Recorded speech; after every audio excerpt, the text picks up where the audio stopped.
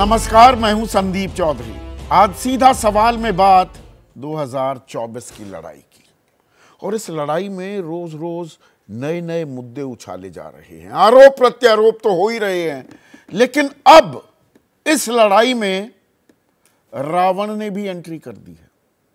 जी हां, रावण, बुराई का प्रतीक रावण।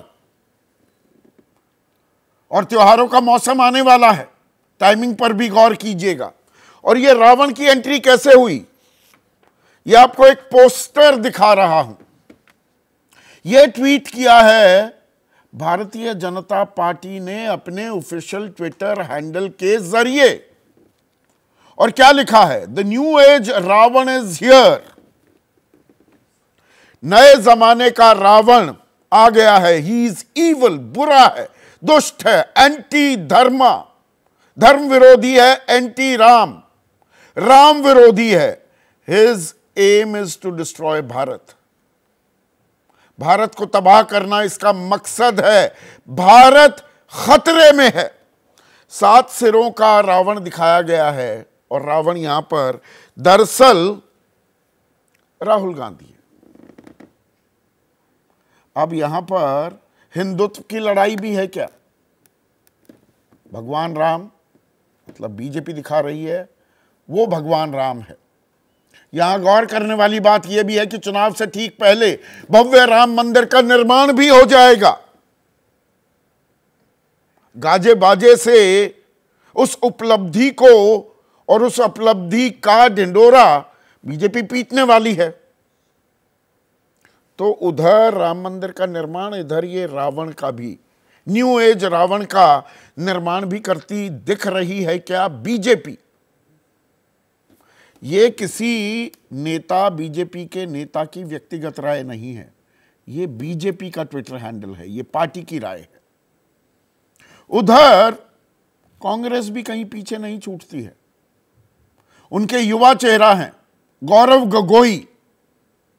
असम में बिजली बिल में बढ़ोतरी हो रही है, उससे इतने नाराज हो गए,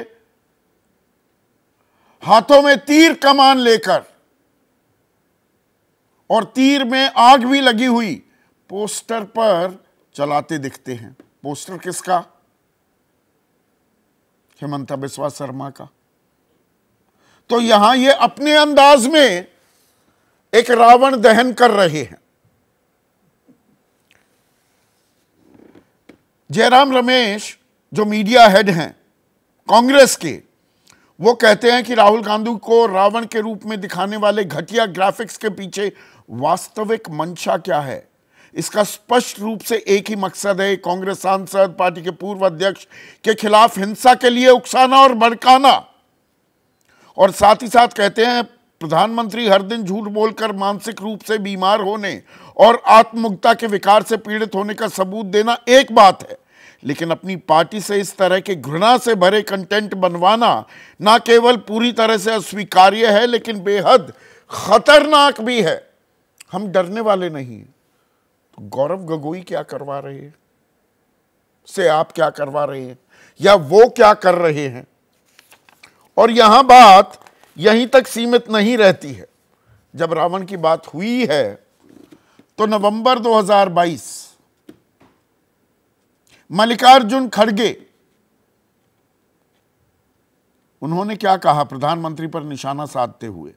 क्या आपके पास रावण जैसे 100 सिर हैं? मोदी हर चुनाव में चेहरा दिखाने आ जाते हैं, लेकिन क्या आपके रावण की तरह 100 मुख हैं? दिग्विजय सिंह ने कहा था, नरेंद्र मोदी जी, अहंकार रावण का भी नहीं रहा, आपका भी नहीं रहेगा। ये एक हिंदुत्व की लड़ाई है क्या? आप इसे समझिए। हिंदू वोट बैंक एकजुट रखना है क्या? इसमें जो पिछड़ी जाति के आंकड़े बिहार में जारी कर दिए गए और उसको आरक्षण से जोड़ दिया गया, जितनी आबादी उतना हक, ये नारा बुलंद कर दिया गया, तो ये सेंधमारी हो रही है क्या? जातिवाद को तो बढ़ावा मिलेगा। यही राजनीति की कड़वी हकीकत भी है। अपने नफे के लिए कुछ भी किया जा सकता है। पर इसी से असहज भी हो रही है क्या बीजेपी? और दूसरी तरफ हिंदुत्व का एक और पहलू, वो पहलू हमने 21 सितंबर को संसद के विशेष सत्र में देखा, जब ओए भड़वे, ओए कटवे, ओए मुल्ला, ओ मुल्ला, आतंकवादी, इन शब्दों से, इन अमर्यादित शब्दों से नवाजा गया बीएसपी के लोकसभा सांसद दानिश अली को। करने वाला कौन था? रमेश मिधुड़ी, बीजेपी के लोकसभा सांसद। 10 दिन का कारण बताओ नोटिस भी दिया गया था। आज हम 5 अक्टूबर में बैठे हुए हैं, 10 दिन पूरे हो चुके। उसका क्या जवाब दिया गया? क्या कार्रवाई होगी? विशेषाधिकार समिति जो है वो तो अपनी कार्रवाई करेगी, लेकिन पार्टी क्या कार्रवाई कर रही है? पार्टी ने तो उन्हें टोंक भेज दिया विधानसभा चुनाव के लिए। तो ये लताड़ है या इनाम है? और टोंक में 4 सीटों में से 3 सीटें मुस्लिम बहुल हैं। मुसलमान तय करते हैं कौन जीतेगा कौन हारेगा। वहीं पर ऐसी जहर बुझी बोली बोलने वाले को भेज दिया है पार्टी ने। पर ऐसा नहीं है, जहर दूसरी तरफ नहीं है। यह बहुत लंबी फेहरिस्त है। अगर मैं गिनवाने पर आऊं तो कांग्रेस ने प्रधानमंत्री को झूठा, बेईमान, मौत का सौदागर, जवानों की खून की दलाली करने वाला, नीच किस्म का आदमी, औकात दिखा देंगे, मोदी आधुनिक भस्मासुर हैं, वगैरह वगैरह कहा है। और सरकार की तरफ से भी बयानों की एक लंबी फेहरिस्त है। रमेश मिधुड़ी का तो मैंने बता दिया। नारायण राणे ने उद्धव ठाकरे के बारे में क्या कुछ बोला कि जी आज़ादी के बारे में आपको नहीं पता। साध्वी निरंजन ज्योति ने कि सरकार रामजादों की हो या कौन से जादों की, आप शब्द जानते हैं। गिरिराज सिंह गोरी चमड़ी वाली बता देते हैं सोनिया गांधी को। प्रज्ञा ठाकुर नथुराम गौडसे को देशभक्त बता देती हैं। और इसका एक पूरा खाका खींच दिया है एडीआर ने। एडीआर ने पाया है कि कुल मिलाकर 107 सांसद और विधायकों के खिलाफ हेट स्पीच यानी कि नफरत फैलाने के मामले लंबित पड़े हुए हैं। और इनमें 33 सांसद हैं और 33 सांसद में से 22 बीजेपी के हैं। यह भी गौर करने वाली बात है। 2 कांग्रेस के, 2 आम आदमी पार्टी के भी हैं। और चुनावी मुद्दे भी ये बन जाते हैं। राहुल गांधी को बिगड़े बोल के चलते सांसदी जाते हुए हमने देखा, मकान छीनते हुए हमने देखा। प्रधानमंत्री मोदी ने कर्नाटक में गिनवाया कि मुझे 91 गालियां दी हैं, 91 बार गाली दी है कांग्रेस ने। और गाली गलौज की भाषा का हम कतई समर्थन नहीं करते, पर खुद पार्टी ये गाली गलौज नहीं, किसी को रावण, ईवल, धर्म विरोधी, राम विरोधी, देश को बर्बाद करने वाला बताया जाए तो इसमें कौन सी लव स्पीच है। पर यहां पर एक और बात आपके सामने मैं पेश करना चाहूंगा। और जो हमारा चुनाव आयोग है, मॉडल कोड ऑफ कॉन्डक्ट, आदर्श आचार संहिता जो है वो क्या कहती है कि उम्मीदवार नफरत, मतभेद फैलाने वाली गतिविधि में शामिल ना हो। आलोचना पार्टी की नीति, कार्यक्रम पिछले रिकॉर्ड तक ही सीमित रहे। निजी जीवन और सार्वजनिक गतिविधियों की आलोचना से बचें। असत्यापित आरोप और आलोचना से बचें। वोट के लिए जातिगत सांप्रदायिक अपील ना करें। पूजा स्थल का प्रयोग चुनाव प्रचार के लिए नहीं होगा। और ये सारी बातें हो रही हैं, तमाम बातें, और चुनाव आयोग के सामने हो रही हैं। और वो फटकार लगाकर, नोटिस देकर बात खत्म हो जाती है। यही होगा 24 में। इसी पर आज होगी चर्चा। और आज का सीधा सवाल अब आपके सामने पेश है। सवाल क्या? 24 के घमासान में रावण की एंट्री। और राजनीति मतभेद की नहीं, मनभेद की। मतभेद तो होते हैं, पर अब खुले तौर पर ऐलानिया मनभेद की राजनीति की जा रही है क्या? चर्चा में बीजेपी की तरफ से महेश वर्मा, कांग्रेस के राष्ट्रीय प्रवक्ता अखिलेश प्रताप सिंह, समाजवादी पार्टी के राष्ट्रीय प्रवक्ता सुनील साजन, एनसीपी अजित पवार गुट के राष्ट्रीय प्रवक्ता, उनके महासचिव हैं बृजमोहन श्रीवास्तव, वरिष्ठ पत्रकार विनोद अग्निहोत्री और जाने माने राजनीतिक विश्लेषक अभय दुबे इस चर्चा में जुड़ चुके हैं। तो महेश वर्मा, रावण है राहुल गांधी, देश को बर्बाद करने निकले हैं, दुष्ट हैं, धर्म विरोधी हैं, राम विरोधी हैं। पार्टी कह रही है, आपकी पार्टी बीजेपी ये कह रही है।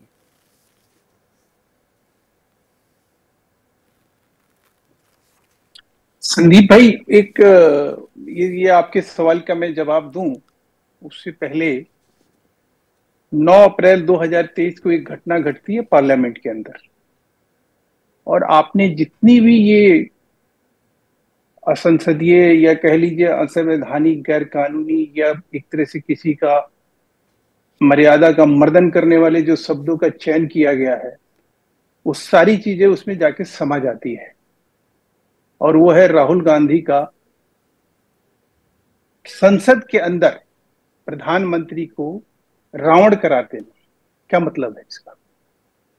और उसके ऊपर ताली बजती है। और वही रावण जब इनको कहा जाता है इनके कर्मों की वजह से। रावण करार देना कौन सी तारीख, कब कहा गया? 9 अप्रैल 2023। स्पष्ट रूप से मैं आपको बता रहा हूं। आपके पास बयान है? बयान है, सब दिखाएंगे? इसमें मैं वक्त दे दूंगा आपको, और मैं अपनी रिसर्च टीम से भी कह रहा हूं। देखिए, जिस चीज की मुझे जानकारी नहीं होती मैं उसकी तस्दीक ना करता हूं। सुनिए। हाँ ब्रदर, आपकी बात बिल्कुल सही है। प्लीज दिखाइए। हाँ। मैं पढ़ के नहीं, मैं बयान पढ़ के सुनाता हूं और दिखाता भी। बयान ऐसे कोई गढ़ा नहीं जाएगा, ऐसे कोई मढ़ा नहीं जाएगा, ऐसे नहीं। मेरे पास जितनी जानकारी है, मल्लिकार्जुन खड़गे, दिग्विजय सिंह ने क्या कहा वो मैंने साझा की। मैं कोई जानकारी, कांग्रेस नेता, ये न्यूज में सुन लीजिए, कांग्रेस नेता राहुल गांधी ने सदन में रामायण के पात्र रावण का जिक्र करते हुए सरकार पर बोला। जिक्र करते हुए, हाँ आगे बताइए। पूरी बात तो सुन लीजिए। हाँ। सुन लीजिए सर, अब आप उस चीज को नहीं मानिएगा तो मैं बताइए ना प्लीज, मैं सुन रहा हूं। हाँ, राहुल ने कहा कि रावण 2 लोगों की सुनता था, मेघनाथ और कुंभकर्ण का। उसी तरह से मोदी 2 लोगों के सुनते हैं। अब ये अलग चीज हो गई ना, मुझे मालूम है, मुझे मालूम था ये बयान, इसीलिए मैंने आपसे कहा। नहीं की तरह एक यहाँ पर नहीं, ये सिलेक्टिव कैसे है? ये सीधा सीधा आप एक पोस्टर बनाकर एक तुलना करना, एक रावण कहना, मैं आपसे जानना चाह रहा हूं। ये पार्टी की लाइन है। अच्छा, मतलब राहुल गांधी ने गलत किया, आप भी गलत करेंगे, आपका ही लॉजिक मान लेता हूं। ना संदीप भाई, ना ये बात नहीं है। हाँ। सवाल ये है कि राहुल गांधी के जो कर्म हैं, अच्छा वो रावण जैसे कर्म जो है वो स्वाभाविक रूप से जो आज राहुल गांधी क्यों इस चीज का कहीं काउंटर नहीं कर पाते हैं? इस आरोप का कोई जवाब क्यों नहीं दे पाते हैं? किस आरोप? जो इस देश के बारे में जो जॉर्ज, क्या नाम है, जॉर्ज सोर्स, क्या नाम है, जॉर्ज सोरस, नाम तो जान लीजिए। जब नाम उसका आरोप लगाते हैं कि जॉर्ज सोरस देश को एक कोई कारोबारी देश के खिलाफ इतने बड़े षड्यंत्र रच सकता है, उसकी तो पूरी पोल पट्टी जानकारी होनी चाहिए ना। नहीं संदीप भाई, पोल पट्टी नहीं, मैं ये कह रहा हूँ कि एकदम अचानक दिमाग में नाम आया और उसको कहीं मतलब थोड़ी विस्मृति लग रही थी, तो इसलिए पूरा नाम मैंने कहा कि चलिए आप उसको करेक्ट कर दीजिएगा। इसके लिए बहुत बहुत आपका धन्यवाद। लेकिन सवाल यह है कि आप देश के कौन से ऐसे विघटनकारी लोग नहीं है जिनके साथ आप खड़े नहीं हैं आज की डेट? जेल में डालो ना राहुल गांधी को। देश को बर्बाद कर रहे हैं राहुल गांधी, तो जेल में डालो, आरोप साबित करो, FIR दर्ज करो। सर वो तो एक सजाए याफ्ता अपराधी की तरह जो है काम करते हैं, बात करते हैं, और वो सजा भी उनको मिलती है। तो मतलब ये बोली सही है, मैं ये कह रहा हूँ। तो आज के डेट में अगर उनके लिए, मैं तो ये कह रहा हूँ कि अगर ये उपमा उनको दिया गया है तो स्वाभाविक रूप से अपने ऊपर थोड़ा कंफ्यूज हो गया। जवाब दे महेश भाई, महेश भाई, वो तो देते रहेंगे, वो आप मांगते रहेंगे। मैं तो भाषा के स्तर की बात कर रहा था, एक मिनट, अरे रुकिए तो महेश भाई, मैं थोड़ा कंफ्यूज्ड हूँ। कंफ्यूज्ड ऐसे, बहुत ज्यादा आप कंफ्यूज हो जाते हैं हमारी बातों से भैया। नहीं मैं पता नहीं कंफ्यूज क्यों हूँ ना, ऐसा कर दीजिए कंफ्यूजन दूर।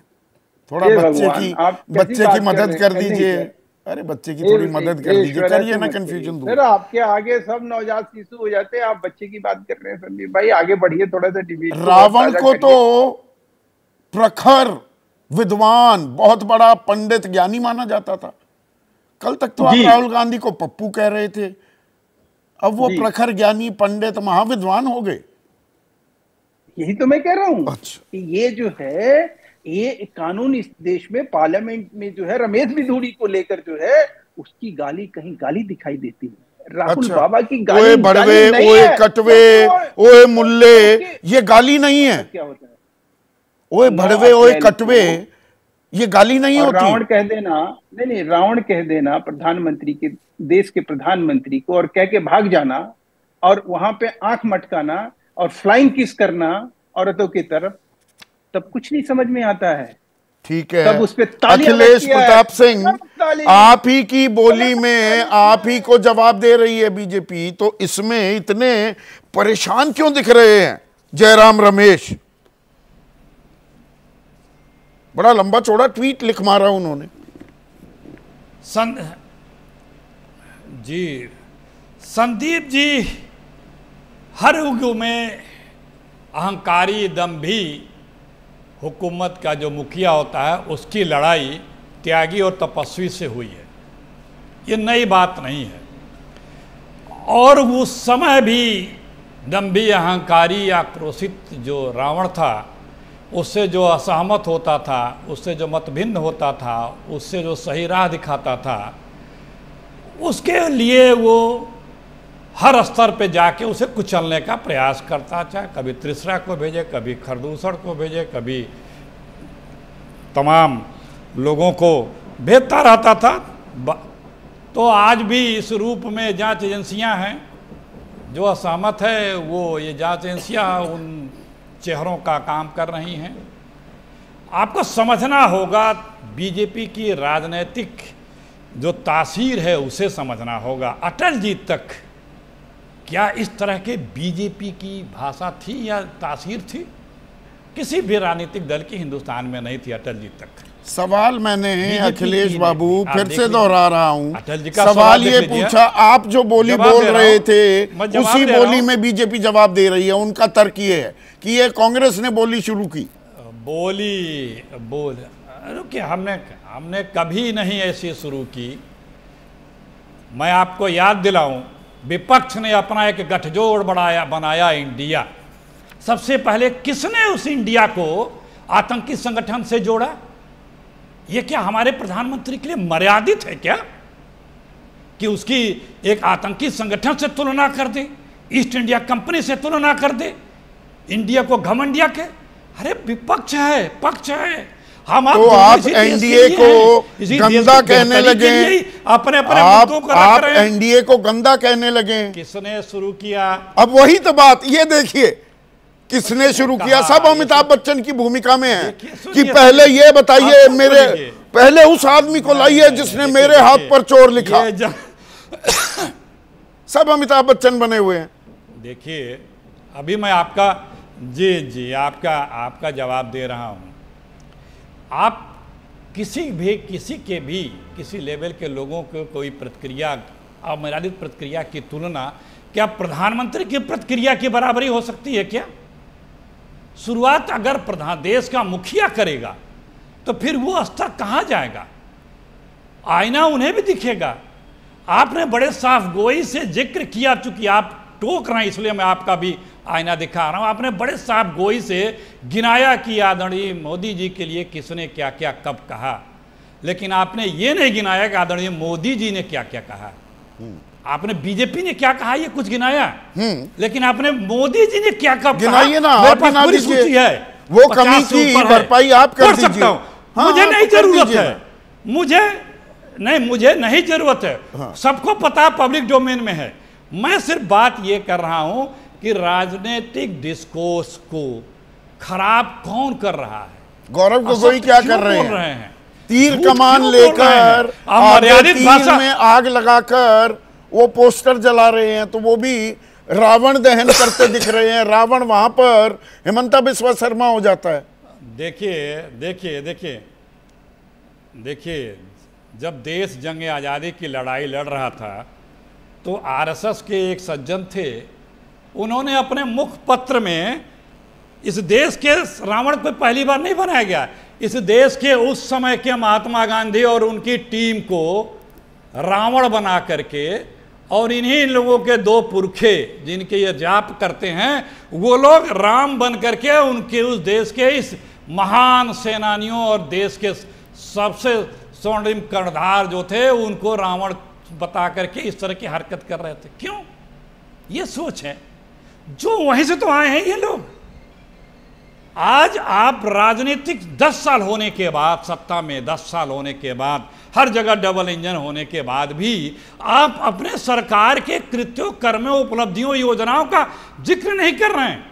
52 मिनट का यदि आप भाषण करते हैं तो 44 बार कांग्रेस को कोसते हैं। आपको जानकारी भी नहीं है, असत्य बोलते रहते हैं।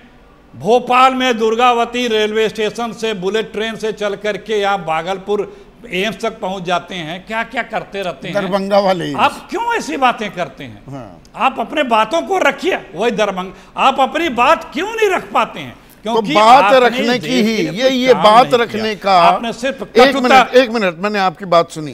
ये बात रखने का कौन सा तरीका है ब्रजमोहन भाई? अब ये एक और गैंग्स ऑफ झांसेपुर, अखिलेश हो गए खोखलेश, अरविंद केजरीवाल हो गए फेकरीवाल, उद्धव ठाकरे आपके साथ सरकार में थे पलटू, ये कौन से जुमले गढ़े जा रहे हैं? और यहां पर देखिए एक व्यक्ति बोल दे, ये तो राज्यवर्धन सिंह राठौर ने किया, एक पार्टी के ऑफिशियल ट्विटर हैंडल से अगर एक पोस्टर जारी किया जाए, वो क्या कह रहा है मौजूदा राजनीति के बारे में? देखिए संदीप भाई, ये बहुत ही गंभीर मामला है और ये लोकतंत्र के लिए भी बहुत ही गंभीर प्रश्न है, क्योंकि हम लोग जब शुचिता की बात करते हैं, हम सार्वजनिक जीवन में भाईचारे की बात करते हैं और हम चाहते हैं कि देश के राजनीतिक दल बेहतर तरीके से अपनी बात कहें, ना कि इस प्रकार के शब्दों का उपयोग करें, तो ये शुरुआत मैं सोचता हूँ अब किसने की और किसने नहीं की, ये कहना बड़ा दुष्कर हो जाता है, क्योंकि इसमें सारे लोग लगे हुए। अरे कौन नहीं कर रहा, सवाल ये हो जाता है ना, ये कहना जी वो कह रहा था, दोनों पक्ष ये बात कह रहे हैं। बिल्कुल। पर यहां पर आपको कोई दल ऐसा दिखता है वो कहता है भाई हम ये काम नहीं करते, हम ये बोली नहीं बोलेंगे। मैं इस मामले में कह सकता हूं कि राष्ट्रवादी कांग्रेस पार्टी इस मामले में हमेशा ध्यान रखती है कि शब्दों का चयन बेहतर हो और कोई ऐसी बात ना कही जाए जो सार्वजनिक जीवन में किसी को भी ठेस पहुंचाती हो या मूल्यों को या किसी के प्रतीकात्मक लोगों के खिलाफ होती हो। लेकिन मुद्दा यह है कि खाली राष्ट्रवादी कांग्रेस पार्टी के स्व नियंत्रण से तो ये नहीं हो सकता। इसके लिए सारे राजनीतिक दलों को गंभीरता से सोचना चाहिए और इसके लिए जो एजेंसियां हैं, ये बात भी सच है कि इलेक्शन कमीशन ऑफ इंडिया को जिस प्रकार से कठोर कार्रवाई करनी चाहिए वो नहीं करती है, तो इस पे इलेक्शन कमीशन ऑफ इंडिया को भी सोचना चाहिए कि इससे उनकी भी छवि खराब होती है, क्योंकि जब संविधान ने उनको ये अधिकार दिया है कि वो ऐसे मामले में अपनी प्रतिक्रिया तक सीमित ना रहे बल्कि वो उस पर कार्रवाई करें, तो उनको कार्रवाई भी करना चाहिए। किया जा रहा है ये हिंदू वोट बैंकों की, जी हम हैं राम भक्त, ये तो रावण है राहुल गांधी, ये कहा जा रहा है क्या? और रमेश बिधूड़ी के खिलाफ क्या कार्रवाई हुई, वो कारण बताओ, नोटिस का क्या हुआ?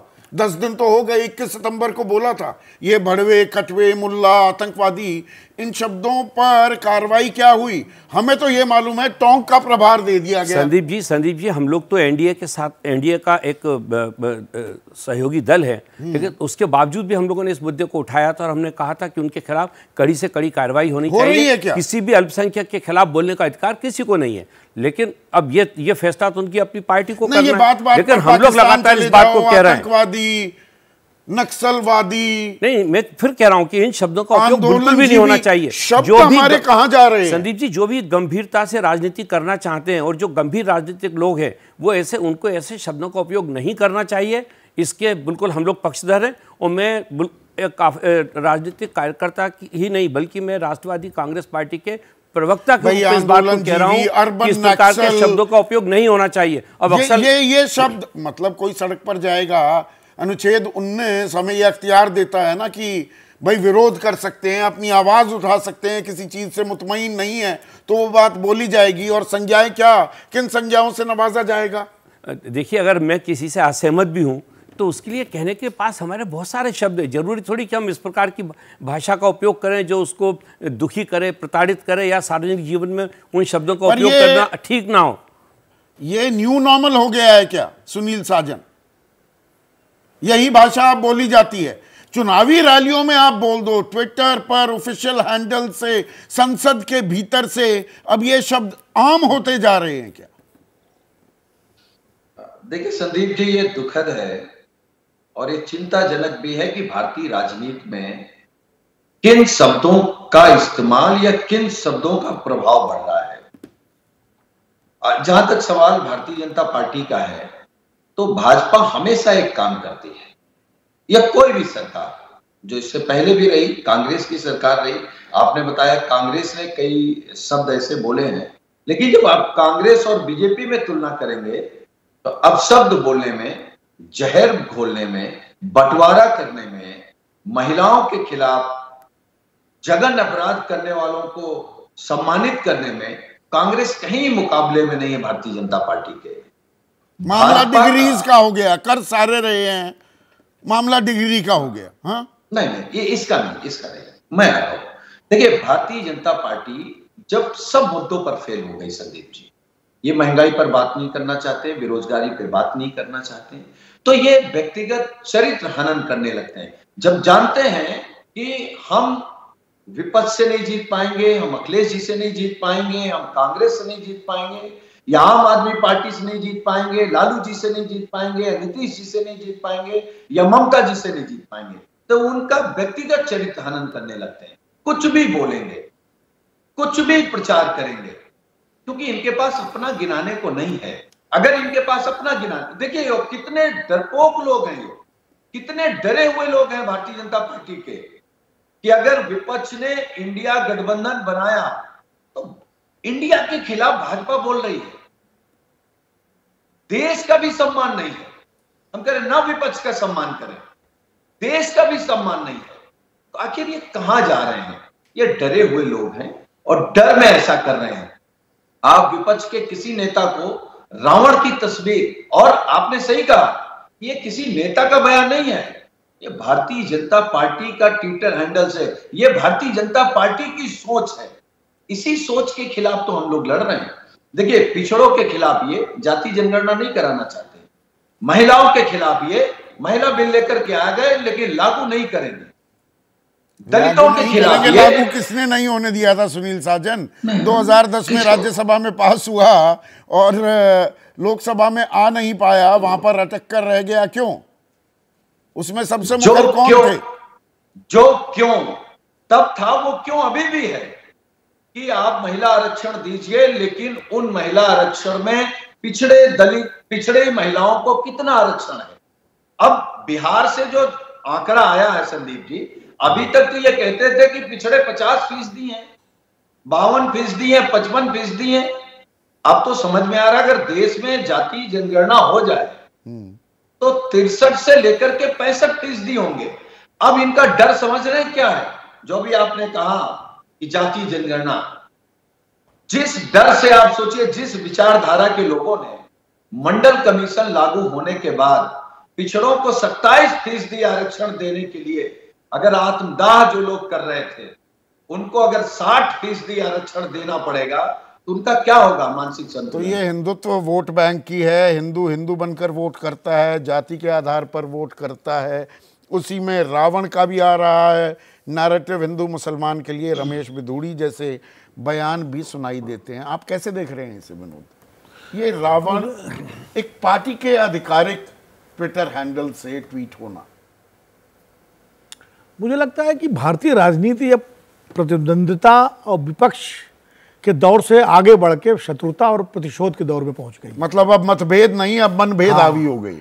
अब जैसे बिधूड़ी जी का बयान, जो भाषण संसद में, इसके अलावा जो जितने सारे आपने गिनाए, चाहे इधर से हो चाहे उधर से हो, वो ये दिखाते हैं कि भीतर कितना जहर भर गया है लोगों का। मैं ब्रजमोहन जी की बात सुन रहा था, बहुत अच्छी बात कही इन्होंने कि कोई भी जिम्मेदार राजनीतिक दल या राजनीतिक नेता इस तरह की भाषा कैसे आधिकारिक रूप से इसको पुष्टि करेगा। एक नेता कोई बोल देता था पहले तो उसके खिलाफ निंदा प्रस्ताव पारित होता था और उसकी पार्टी खुद बुला करके उसको चेतावनी देती थी। ऐसा भी इतिहास रहा है, बुला के बाकायदा डांटा गया है और पीछे किया गया है। लेकिन अब ऑफिशियल ट्विटर हैंडल से आज एक और आया है जिसमें मनीष सिसोदिया और संजय सिंह को का पोस्टर है और सलाखों के पीछे और लिखा है 2 कैदी। हाँ, मनीष 2 कैदी वाला वो भी ऑफिशियल ट्विटर हैंडल से ही है। हाँ। आप देखें तो मतलब अब आप ये वो दिल्ली के बीजेपी के ट्विटर तो पार्टी का ही दिल्ली बीजेपी हो रास्ते। और पर वो 2 कैदी तो हैं ही अभी, देखिए कैदी तो है, लेकिन इस तरह से इसलिए मैंने उसका इस्तेमाल नहीं किया। आपने ठीक किया, लेकिन इस तरह से जब तक कोर्ट से कोई दोषी साबित ना हो जाए, कोई भी हो, तब तक आप इस तरह उपहास का ये कभी रहा नहीं है। देखिए अडवाणी जी और जोशी जी भी अरेस्ट हुए थे जब माता टीला गेस्ट हाउस में रहे थे राम मंदिर आंदोलन के दौरान। जवाबरी में, लेकिन कभी किसी ने तो नहीं छापा 2 कैदी। या हवाला में सबके बड़े बड़े नेताओं के नाम आए थे। किसी पार्टी ने किसी के खिलाफ जो है इस तरह का कोई इस्तेमाल नहीं किया था पुराना। तो अब तो वो युग लगता है, चूंकि हम लोग उस दौर से पत्रकारिता से निकले हैं, अब वो लगता है जैसे स्वर्णिम काल पुराना आज वो कहते हैं ना मौर्य काल जैसा लगने लगा है, वो गुप्त काल और मौर्य काल की तरह ये स्थिति हो गई है। और मतलब ये तो रावण की अगर आप बात करें तो आपने बहुत अच्छा सवाल पूछा कि रावण तो महाविद्वान था, तपस्वी था, और रावण को जो कहा जाता है रामद्रोही, तो रावण के बारे में तुलसीदास जी ने क्या लिखा है? रावण खुद जब खरदूषण के मरने की खबर मिलती है तो कहता है कि खरदूषण मौसम बलवंता उन्हें को मारे बिरु भगवंता, और जन रंजन भंजन मई भारा जो भगवंत लीन अवतारा, तो मैं जाए बैर हट करियो बिन प्रयास भवसागर तरियो। मतलब वो मान रहा है कि राम जो है ईश्वर हैं, और चूंकि मैं भजन न होई तामस देहा, अब मेरे इस तामसी शरीर से भजन नहीं होगा, तो यही एक तरीका है अपने परिवार को अपने कुल को तारने का, इसलिए मैं राम से दुश्मनी करूंगा जाके। तो रावण का तो ये स्वरूप भी था। और रावण जो है, मैं तो सही बताऊं, भारतीय पौराणिक काल उसमें मैथोलॉजी कहिए, जो भी कहिए, इतिहास कहिए या सांस्कृतिक चेतना कहिए, मैं रावण को बहुत मेरा मतलब प्रिय पात्र है वो, क्योंकि उसके अंदर सीखने के लिए बहुत कुछ है। अब आप रावण बना दिया मान लीजिए, अब फिर रावण तो चक्रवर्ती था, वो तो सत्ता उसके मतलब उसके बारे में तो था कि सबस बस निज बाहु बल राखेस कौन स्वतंत्र, मंडलीक रावण जीव राज करे निज मंत्र। तो क्या राहुल गांधी मंडलीक हो गए, ये चक्रवर्ती हो गए, या राहुल गांधी किसी सत्ता में है? तो कैसी ये तुलना तो कैसे हो सकती है? अब उन्होंने कर दिया ऑफिशियल हैंडल से। मुझे लगता है इसका कोई बचाव नहीं है, और ना ही इसका है ना ही उन बयानों का जो आपने जिक्र किया। पर आने वाले वक्त का लोकसभा चुनाव तक जब तक वो होंगे उसका एक ट्रेलर हम देख रहे हैं क्या? अब है देखिए, जो भाषा बोली जाएगी वो एक तरफ रक्त रंजित होगी और दूसरी तरफ घिनौनी होगी। ये बिल्कुल संकेत साफ हो गए हैं अब जो हो रहा है। और मैं इसको ये भी कहता हूं कि जो जितना शक्तिशाली है वो उतनी ही ज़्यादा रक्तरंजित और घिनौनी भाषा बोलता है। और जो लोग इसके ऊपर रोक लगा सकते हैं, जो संस्थाएं रोक लगा सकती हैं, वो इस तरफ ध्यान नहीं दे रही हैं और थोड़ी लापरवाही में है। इसका एक उदाहरण मैं देता हूं आपको। दिल्ली सरकार, जब दिल्ली में पिछला विधानसभा चुनाव हो रहा था, तो बहुत ही रक्तरंजित किस्म की सांप्रदायिक भाषा का इस्तेमाल किया गया। मैं उसको दोहराऊंगा नहीं।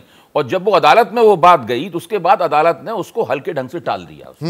अच्छा, इसके बाद अभी और उसमें उससे पहले चुनाव आयोग ने संज्ञान नहीं लिया जिस तरह से लेना चाहिए था। अभी सुप्रीम कोर्ट ने एक संज्ञान लिया है। अभी केवल अवलोकन भर है, सुप्रीम कोर्ट का ऑब्जर्वेशन भर है, लेकिन वो महत्वपूर्ण, अगर वो आगे बढ़ा तो इसका कुछ रास्ता निकलेगा।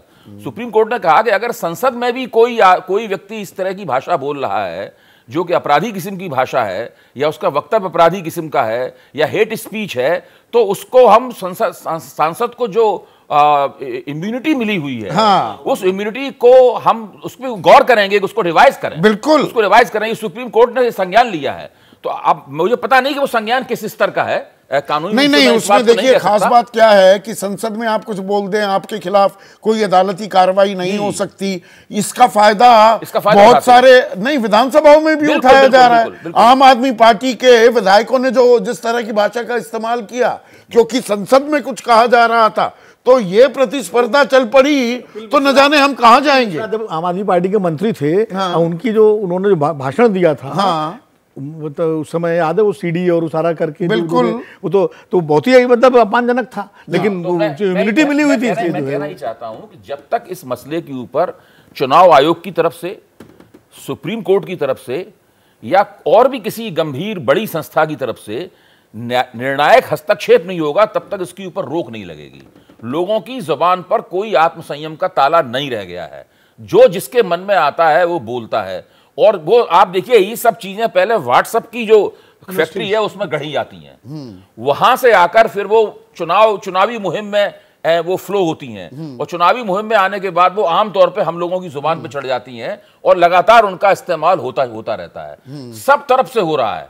और मैं कह रहा हूं कि जो सबसे ज्यादा शक्तिशाली हैं, जो सत्ता में सबसे ज्यादा ऊंचे पदों पे हैं, अगर वो एक बार तय कर लें कि हम संयम रखेंगे, तो अपने आप बहुत सारा संयम उससे कायम हो जाएगा। नहीं वो तो पर वो होता नहीं है ना। विपक्ष वाले भी प्रधानमंत्री के स्तर से भी देखो, विपक्ष में देखें तो सबसे बड़ा राजनीतिक एक बार मैंने भाजपा के है मल्लिकार्जुन खड़गे, उधर से भी क्या भाषा का इस्तेमाल हुआ है। एक बार हमने भाजपा के अपने मित्रों से पूछा कि भाई सबको देशद्रोही वगैरह क्यों कहते हो, ये ऑफ द रिकॉर्ड बात हो रही थी, तो उन्होंने मुझसे मुस्कुरा के ये कहा कि आपने हमारी पीठ पे सांप्रदायिक लिख दिया था, तो हम देशद्रोही लिख दिया, हमने आपकी पीठ पे जो है देशद्रोही लिख दिया है। मतलब वो वहां का बदला, अमिताभ बच्चन वाला था, वहां का पहले उसे लेकर आओ, बदला जो है वो अब निकाल रहे हैं। तो इसका केवल एक ही तरीका है कि चुनाव आयोग इसके ऊपर सख्त हो जाए, सुप्रीम कोर्ट सख्त हो जाए, हाई कोर्ट सख्त हो जाए, और कुछ लोगों को नमूने की, जिससे इबरत हासिल हो, सबक हासिल हो, इस तरह की सजा दे दी जाए, उसके बाद ये बंद हो जाएगा। और लोग बोलने से पहले 100 बार सोचेंगे। शीर्ष नेतृत्व है, पहल उसको करनी पड़ेगी, चाहे मल्लिकार्जुन खड़गे हों, चाहे जेपी नड्डा जी हों, या और पार्टियों के जो सभी पार्टियों के बड़े नेता एक बार ये संकल्प लें, और भारतीय जनता पार्टी वाले खास तौर से, क्योंकि वो सबसे ज्यादा सत्ता में है, वो संकल्प लें कि हम ऐसा नहीं करेंगे। दूसरा कहेगा भी तो हम कह देंगे देखिए आप कह रहे हैं, लेकिन हम इसका जवाब इस भाषा में नहीं देंगे। ये उनके हक में जाएगी बात। ये बात हो पाएगा, फायदा होगा। क्या भाषा का स्तर ठीक होगा जैसे जैसे चुनाव नजदीक आएंगे, या ये एक सपना है? हाँ या ना में जवाब चाहूंगा। बहुत मुश्किल है, देखिए बहुत मुश्किल है। इसमें संस्थाएं हस्तक्षेप करें तो कुछ हो सकता है, सजा का डर हो तो सब हो सकता है, लेकिन ये मुख्य तौर पर ये मसला आत्मसंयम का है।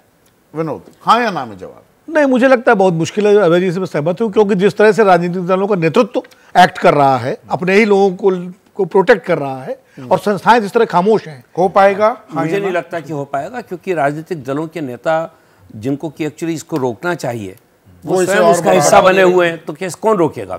सुनील साजन, रुक पाएगा? हाँ या ना चाहिए सिर्फ जवाब। मुझे लगता है संदीप जी रुकेगा, और इसलिए रुकेगा क्योंकि जिसकी अगर भाषा खराब होगी तो देश की जनता उसको वैसे ही ठीक करेगी, जनता ठीक कर देगी। ऐसा होगा क्या? अखिलेश प्रताप सिंह, हाँ या ना? 2024 में मोदी जी के पराजय के बाद ये व्यवस्थाएं ठीक हो जाएंगी, तब ठीक होंगी, तब तक ठीक नहीं होंगी। महेश वर्मा, हाँ या ना? हो पाएगी ठीक? उम्मीद, क्योंकि जो फोटोशॉप कट पेस्ट से पार्टियां आई हैं, बीजेपी। महेश वर्मा जवाब देंगे। देखिए, देश से बड़ा अगर किसी व्यक्ति को मान लिया जाए और व्यक्ति से बड़ा किसी परिवार को मान लिया जाए, उससे दुर्भाग्यपूर्ण स्थिति और उसका तो मतलब क्या ये भाषा का गिरता स्तर जारी रहेगा? आपकी राय क्या है? आप सभी का तो बहुत बहुत शुक्रिया मेहमानों का। बीजेपी ने राहुल गांधी को रावण के तौर पर दिखाया, आवाज हटाइए यहाँ से, और अलका लांबा ने अब प्रधानमंत्री मोदी को रावण के तौर पर दिखा दिया है। जनता क्या कह रही है? प्रवीण दिल्ली से है, वो कह रहे हैं आज के असली रावण है महंगाई, बेरोजगारी, उसकी जिम्मेदारी किसकी? इसका कभी क्या जवाब मिलेगा?